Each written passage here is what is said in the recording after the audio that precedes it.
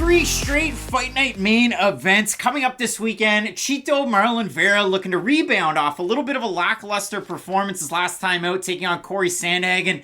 This weekend, originally he was scheduled to take on Henry Cejudo, but Triple C went over to his YouTube channel back in early July announcing that he was out. So in steps near 37-year-old The Young Punisher. Matt, we've done this once before with the channel. You're 37. The Young Punisher doesn't cut it. We're finding a new nickname for Pedro Munhoz. So, for the longest time with Fight Night Picks, we've been saying that Pedro Munhoz needs a new nickname. Guys, a couple weeks away from turning 37, and the Young Punisher doesn't cut it anymore. Matt, we've done this before. We're throwing darts at a board, and we're picking a new permanent nickname for Pedro Munhoz. Let's get into it.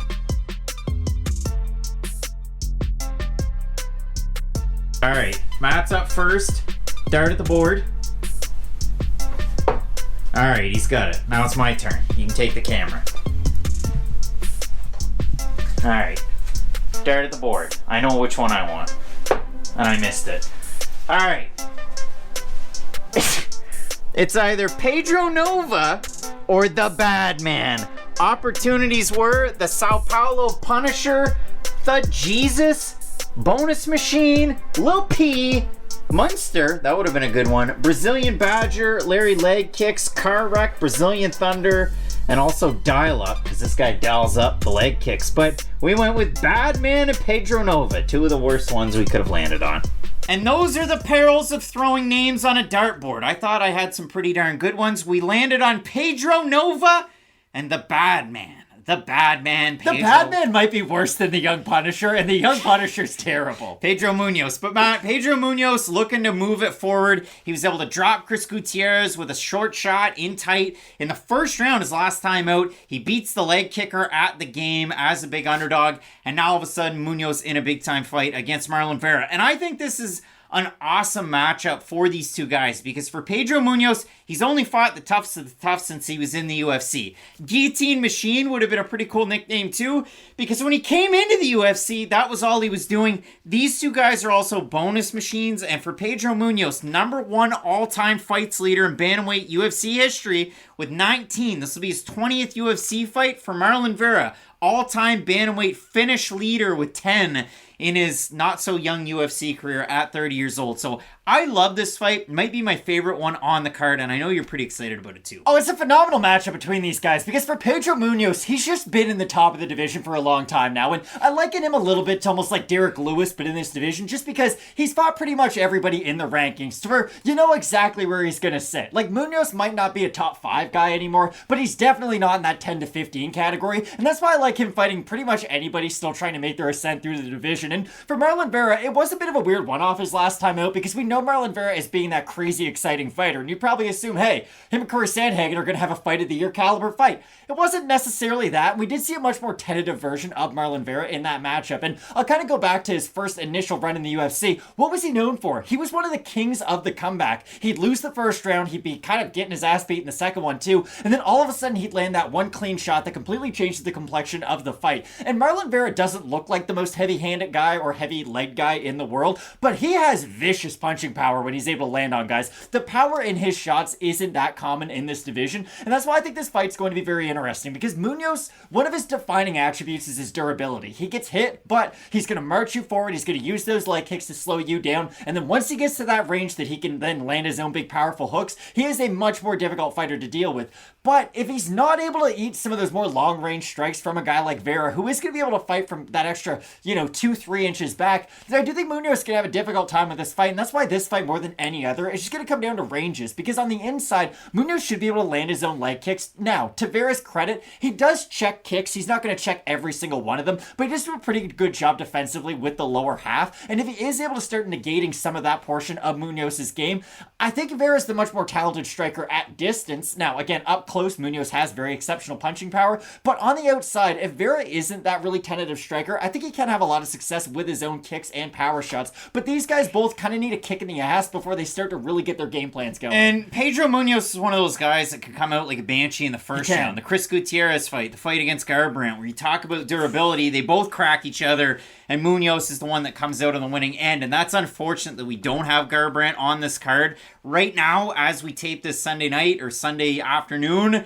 Mario Bautista is still looking for an opponent, and we'll update you as soon as we can on that. Randy Costa's thrown his hat into the ring. He's a Boston-based guy too, and he's been winning on the regional scene since he left the UFC. But for Munhoz, the interesting thing is the knockdown ratio. 7-4 to none against in his UFC career. For Marlon Vera, 12-4 to none against. Both these guys have very good chins.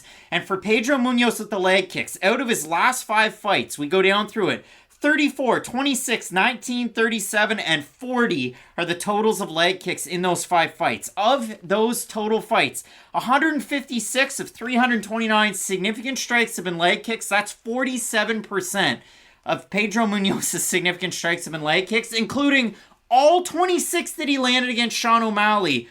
And you had 2 of 3 judges scoring that first round for Munhoz against Sean O'Malley. Now, the wheels fell off in the second round, and then you had the eye poke, and it's going to be awkward for those 2 guys, I'm sure, to see each other in the hallways this weekend in Boston. But when you do consider it for both these guys, again, for Marlon Vera, the last time he fought a 3-round fight, it was against Frankie Edgar. And one of the judges had it 20-18 for Edgar. The other 2 had it split. Vera has that crazy kick, and we're off to the races. That front kick was the thing of beauty. And again, both these guys, as I said, are absolute bonus machines. So when you consider a fight like this, it will be very, very interesting to see who's able to pull ahead. And if you look at it, and if it touches the ground, these 2 guys can scramble like the best of them. They both have really, really good ground games. Marlon Vera at Aruca Sport, working the boxing with Jason Perillo. Pedro Munhoz, a longtime American top team guy. And if you want to see a great Pedro Munhoz fight that you might not have watched recently, I know I said this the last time, but his fight against Brett Johns was insane. It was a really good fight. Go back and watch that matchup. We have a look at this one, Matt. Marlon Vera is favored in the fight. We have a look at the Tapology vote. Surprise us there to you.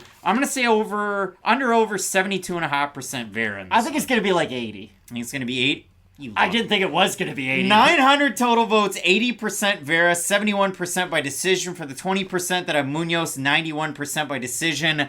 I'm going with the underdog Pedro Munhoz in the fight, and I think he's going to be able to at least win the first and the second and get it done against Marlon Vera. The kicks, the boxing, and I do like a fast start out of Munhoz in this one. I disagree, and this is why. I think Marlon Vera has a huge X factor that not enough people are paying attention to. On the outside, Vera's not somebody who will just wilt to the kicks of Munhoz, right? He's good defensively with them, and he himself has phenomenal offensive kicks. We've seen that throughout his career. When Munhoz goes in for his boxing combinations, I think Marlon Vera's going to put him in that plum clinch and throw a ton of elbows and knees up the middle, and I think that's going to help negate a lot of that punching power from a guy like Munhoz, because Munhoz excels at that mid-range, right? To where he can punch you and throw the leg kick. Marlon Vera doesn't really even play in that range. He's going to either bring you all the way in or fight you on all the way outside. And for that reason, I do like Marlon Vera in this matchup, but I think we are going to see an exciting version of both of them. If there is a feeling out process, I think it's only going to be minutes and hopefully not the whole first round, because these guys can offer one of the great fights of the night if they both show up in their A form. And to me, again, going with Munhoz, go back to me, watch that Brett Johns fight. But Brett Johns doesn't throw kicks the like legs, the body, the head. Munhoz is on fire in that one. So, Matt, we're splitting the pick on this one. You're going with Ecuador's Marlon Vera. I'm going with